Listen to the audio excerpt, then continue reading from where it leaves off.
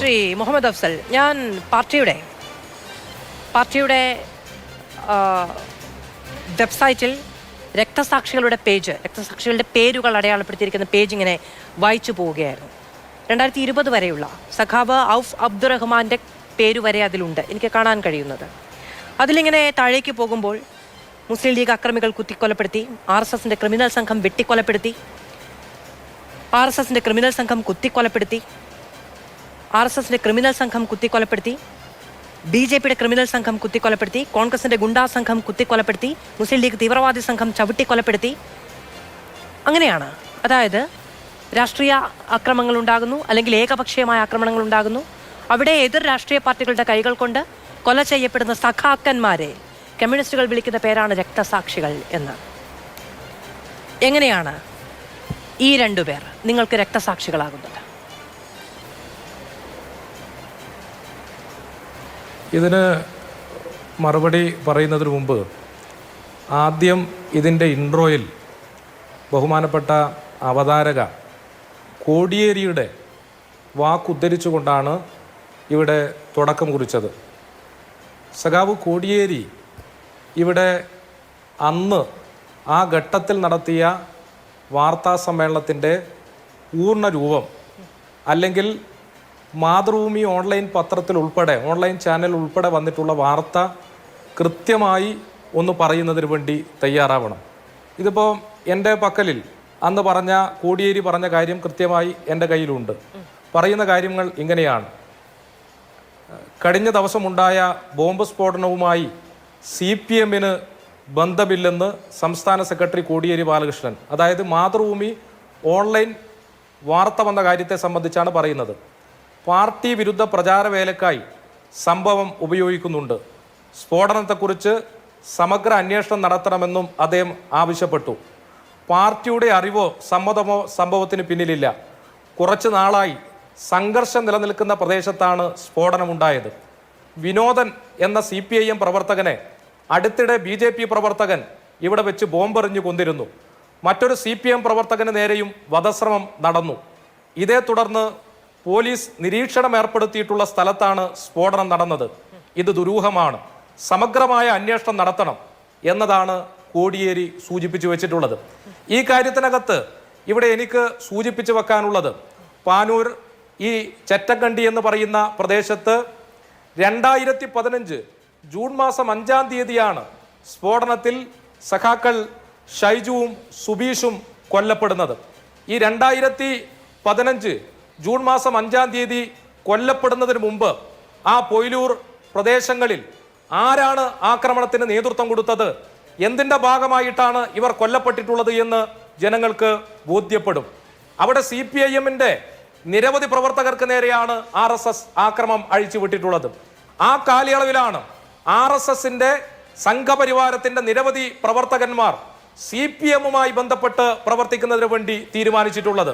OK Vasu master എന്ന് പറഞ്ഞാൽ നേരത്തെ BJPയുടെ സമുന്നതനായ നേതാവായിരുന്നു. അദ്ദേഹം ഉൾപ്പെടെയുള്ളവർ ഇടതുപക്ഷവുമായി CPIമുമായി ചേർന്ന് പ്രവർത്തിക്കുന്നതിന് വേണ്ടി തീരുമാനിച്ച സന്ദർഭത്തിൽ 5 തവണയാണ് വധശ്രമത്തിന് നേതൃത്വം കൊടുത്തിട്ടുള്ളത്. ഈ പറയുന്ന വാസു മാസ്റ്റർ മാത്രമല്ല, അവിടെ നമ്മുടെ പ്രിയപ്പെട്ട സഖാവ് പള്ളിച്ചാൽ വിനോദനെ ഒരു വിഷുദിനത്തിലാണ് ബോംബെറിഞ്ഞ് RSSകാർ കൊലപ്പെടുത്തിയിട്ടുള്ളത്.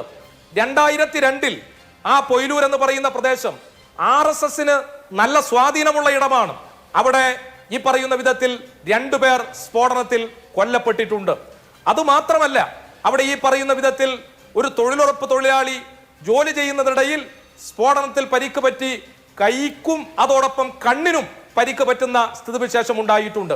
അങ്ങനെ RSSന് നല്ല സ്വാധീനമുള്ള, RSS ഈ പറയുന്ന വിധത്തിൽ വലിയ ആക്രമണം നടത്തിക്കൊണ്ടിരിക്കുന്ന സന്ദർഭത്തിലാണ് 2 സഖാക്കൾ അവിടെ സ്ഫോടനത്തിൽ കൊല്ലപ്പെട്ടിട്ടുള്ളത്. കൊല്ലപ്പെട്ട സന്ദർഭത്തിൽ തന്നെ CPIM അസന്നിഹിതമായി ഈ കാര്യത്തിനകത്ത് കൃത്യമായ നിലപാട് സ്വീകരിച്ച് മുന്നോട്ട് വന്നിട്ടുണ്ട്. ഇതിൽ RSSന് പങ്കുണ്ടോ എന്നതിനെ സംബന്ധിച്ച് അന്വേഷിക്കണം എന്നുള്ളതാണ് പറഞ്ഞത്. എന്നാൽ അങ്ങനെയുള്ള അന്വേഷണം നടത്തുന്ന സ്ഥിതിവിശേഷം ഉണ്ടായിട്ടില്ല എന്നുള്ളതാണ് നാം കാണുന്നത്. ഇവിടെ ആ കാലത്ത് UDF RSSനെ സഹായിക്കുന്ന, BJPയെ സഹായിക്കുന്ന സംഘപരിവാരത്തെ സഹായിക്കുന്ന ഒട്ടനവധിയായിട്ടുള്ള നടപടികളാണ് സ്വീകരിച്ചിട്ടുള്ളത് എന്ന് നമുക്ക് കാണാൻ വേണ്ടി കഴിയും. തിരുവനന്തപുരം MG കോളേജിനകത്ത് ഒരു CIക്ക് നേരെ ABVPയുടെ ക്രിമിനലുകൾ ആക്രമണം നടത്തി ബോംബെറിഞ്ഞ സന്ദർഭത്തിൽ എന്താണ് അന്നത്തെ ഉമ്മൻചാണ്ടി സർക്കാർ, UDF സർക്കാർ സ്വീകരിച്ച സമീപനം എന്നുള്ളത് നമുക്കൊക്കെ ഓർമ്മയുണ്ട്. അതുമാത്രമല്ല, ഈ കാലയളവിൽ തന്നെയാണ് പ്രവീൺ തൊഗാഡിയ വർഗീയമായ വിഷലിപ്തമായ ആശയം മുന്നോട്ട് വെക്കുന്ന ഒരു പ്രസംഗത്തിന് നേതൃത്വം കൊടുത്തത്. പ്രവീൺ തൊഗാഡിയുടെ കേസ് മാച്ചു കളഞ്ഞവരാണ് UDF. അന്ന് ആ കാലത്ത് സഖാവ് കോടിയേരിയും പാർട്ടി നേതൃത്വവും വളരെ വ്യക്തമായി സൂചിപ്പിച്ചു വെച്ച ഒരു കാര്യം എന്തെന്ന് ചോദിച്ചാൽ, ഈ കാര്യത്തിനകത്ത് സമഗ്രമായ അന്വേഷണം നടത്തണം. RSS പറയുന്നതിനനുസരിച്ച് ഇവിടെ പ്രതികളാക്കപ്പെടുന്ന വിധത്തിലേക്ക് കാര്യങ്ങൾ പോവരുത് എന്നുള്ളതാണ്. അത് മാത്രമല്ല, പ്രതിരോധത്തിൽ നിൽക്കുന്ന ഒരു സംഭവമാണ്. അതുകൊണ്ട് അഫ്സൽ പറയുന്നത് മുഴുവൻ വിവിധങ്ങളായ ഫേസ്ബുക്ക് പോസ്റ്റിലൂടെ ഇതിനകം പ്രചരിപ്പിക്കപ്പെടുന്നുണ്ടെങ്കിലും അഫ്സൽ പറഞ്ഞെവിടെയെങ്കിലും എത്തിക്കട്ടെ എന്ന് വിചാരിച്ചാണ് ഇത്രയധികം സമയം ഞാൻ അഫ്സലിന് സമയം തന്നിട്ടില്ല എന്ന് പരാതി ഉണ്ടാകില്ലല്ലോ അല്ലേ? അഫ്സൽ, കോടിയേരി ബാലകൃഷ്ണന്റെ അന്നത്തെ ബൈറ്റ് മുഴുവനും അഫ്സലിന് കേൾക്കണമോ? ഞാൻ കേൾപ്പിച്ചു തരാം. അതിനകത്ത് മറ്റൊരു വരി കൂടിയുണ്ട് ശ്രീ മുഹമ്മദ് അഫ്സൽ, ഇന്റലിജൻസിന്റെ പരാജയമാണ് എന്ന്. അഫ്സലിനത് ഇന്നിപ്പോൾ അത്ര ദഹിക്കാത്തത് കൊണ്ട് പറയാതെ പോയതായിരിക്കും എന്ന് ഞാൻ വിചാരിക്കുന്നു. കാരണം ഇപ്പോഴത്തെ പാനൂരിലെ സ്ഫോടനത്തിൽ ഇന്റലിജൻസ് വീഴ്ച എന്ന് പറയാൻ കഴിയില്ലല്ലോ.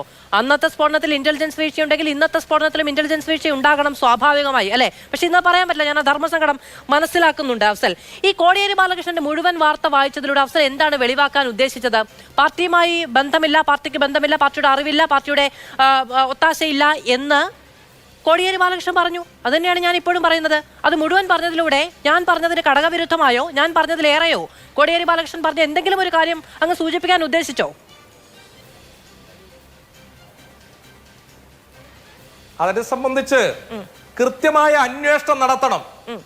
ഈ സന്ദർഭത്തിൽ ദുരൂഹതയുണ്ട് എന്ന ഭാഗം കൃത്യമായി സ്പെസിഫൈ ചെയ്യുന്നതിന് വേണ്ടിയാണ് ഞാൻ മുന്നോട്ട് വന്നിട്ടുള്ളത്. ഇവിടെ കൃത്യമായി പാർട്ടിയുടെ പ്രവർത്തകർക്കെതിരെ RSSന്റെ ഗൂഢാലോചനയും RSSന്റെ ആക്രമണവും ഉണ്ടായിട്ടുണ്ടാകും എന്നുള്ളതാണ് അദ്ദേഹം ഉദ്ദേശിച്ചത് എങ്കിൽ എന്തിനാണ് ശ്രീ മുഹമ്മദ് അഫ്സൽ ആ പാർട്ടിക്ക് ബന്ധമില്ല, പാർട്ടി പ്രവർത്തകർക്ക് ബന്ധമില്ല എന്ന് തള്ളി പറഞ്ഞിട്ടുണ്ടാവുക? അന്ന് പാർട്ടിയുടെ പ്രവർത്തകരാണ് കൊല്ലപ്പെട്ടത്, RSSന്റെ ക്രിമിനലുകളാണ് കൊന്നത് എന്ന് പറയാത്തത് എന്താണ്? അന്ന് ഈ കാര്യത്തെ സംബന്ധിച്ച് സഖാവ് കോടിയേരി പറഞ്ഞ കാര്യം ഇത്ര മാത്രമാണ്: ബോംബ് സ്ഫോടനത്തിൽ പാർട്ടിക്ക് പങ്കില്ല. അവിടെ ഇരകളാക്കപ്പെട്ടത് CPIMന്റെ പ്രവർത്തകരാണ്, സഖാവ് സുബീഷും ഷൈജുവുമാണ്. അവിടെ ആക്രമണം RSS നടത്തിയിട്ടുണ്ടോ എന്നതിനെ സംബന്ധിച്ച് സമഗ്രമായ അന്വേഷണം നടത്തണം. അവിടെ ഞാൻ കേട്ടിട്ടില്ല. അഫ്സൽ കേട്ടോ?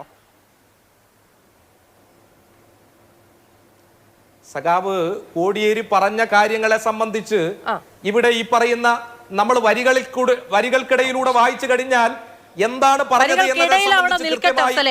ഇരകളാക്കപ്പെട്ടത് CPM പ്രവർത്തകരാണ് എന്ന് കോടിയേരി ബാലകൃഷ്ണൻ പറഞ്ഞു. പാർട്ടിക്ക് ബന്ധമില്ല എന്ന് കോടിയേരി ബാലകൃഷ്ണൻ. ഞാൻ പറഞ്ഞത് പറഞ്ഞ കാര്യവും അങ്ങ് പറയുന്നത് വരികൾക്കിടയിൽ പറയാത്ത കാര്യവുമാണ് ശ്രീ മുഹമ്മദ് അഫ്സൽ.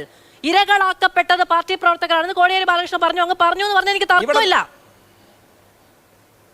സ്ഫോടനത്തെ തള്ളി പറഞ്ഞിട്ടുണ്ട്. ആ കാലത്ത് CPIM തള്ളി പറഞ്ഞിട്ടുണ്ട്,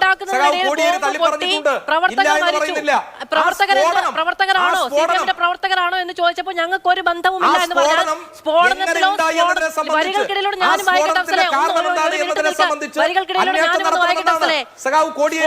പാർട്ടിക്ക് ബന്ധമില്ല എന്ന് പറഞ്ഞാൽ സ്ഫോടനം നടന്നതിലോ സ്ഫോടനം നടത്തിയവരിലോ പാർട്ടിക്ക് ബന്ധമുണ്ടാകരുത്, അല്ലേ? തള്ളി പറഞ്ഞിട്ട് അഫ്സൽ കേൾക്കണമെങ്കിൽ ഞാൻ കേൾപ്പിച്ചു തരാം. അതേ ഭാഷയിൽ ഇന്ന് പാർട്ടിയുടെ സംസ്ഥാന സെക്രട്ടറി പാനൂരിൽ അടുത്ത ബോംബ് സ്ഫോടനം ഉണ്ടായപ്പോൾ തള്ളി പറയുന്നത് നമ്മൾ കേട്ടു. ഞാൻ രണ്ടും കൂടി ഒരുമിച്ചാണ് കേൾപ്പിച്ചത്. മുഴുവൻ കേൾക്കണമെങ്കിൽ കേൾപ്പിക്കാം അഫ്സലെ, മുഴുവൻ കേൾക്കണമെങ്കിൽ കേൾപ്പിക്കാം. കേൾപ്പിക്കുന്ന കാര്യവുമായി ബന്ധപ്പെട്ടുമൊന്നുമല്ല മാധു. ഇവിടെ ഒരു കാര്യം, 2015 ജൂൺ മാസം 5-ാം തീയതി നടന്ന ഒരു സംഭവം, ആ ഘട്ടത്തിൽ തന്നെ ഈ വിഷയത്തിനകത്ത് പാർട്ടി വളരെ വ്യക്തമായി നിലപാട് പറഞ്ഞിട്ടുള്ള കാര്യമാണ്. പാർട്ടിയുടെ പാനൂർ ഏരിയ കമ്മിറ്റി ഇതിൽ RSSന് പങ്കുണ്ടോ എന്നതിനെ സംബന്ധിച്ച് അന്വേഷിക്കണമെന്നുൾപ്പെടെ അന്നത്തെ പത്രങ്ങൾ വായിച്ചു കഴിഞ്ഞാൽ പരിശോധിച്ചു കഴിഞ്ഞാൽ നമുക്ക് കാണാൻ വേണ്ടി സാധിക്കുന്ന കാര്യമാണ്. ഈ സുബീഷും ഷൈജുവും നമ്മുടെ പ്രിയപ്പെട്ട സഖാക്കൾ കൊല്ലപ്പെട്ട അതിലൊന്നും തർക്കമില്ല അഫ്സൽ, അതിലൊന്നും തർക്കമില്ല. അന്ന് പാർട്ടി തള്ളി പറഞ്ഞു, ഇന്നും പാർട്ടി തള്ളി പറഞ്ഞു എന്നേ ഉള്ളൂ. ഇന്നും ബി.ജെ.പിക്ക് ബന്ധമുണ്ട്, ബി.ജെ.പിക്ക് സ്വാധീനമുള്ള ഇടമാണ്, ബി.ജെ.പി പ്രവർത്തകന്റെ പറമ്പിലാണ് തുടങ്ങിയ ആരോപണങ്ങൾ ഇന്ന് പാനൂർ ബോംബ് സ്ഫോടനം ഉണ്ടായപ്പോഴും ഉണ്ടായിരുന്നു. ഞാൻ അഫ്സലിലേക്ക് വരാം, നമ്മൾ ഏറെ നേരമായല്ലോ തർക്കിച്ചു തുടങ്ങിയിട്ട്.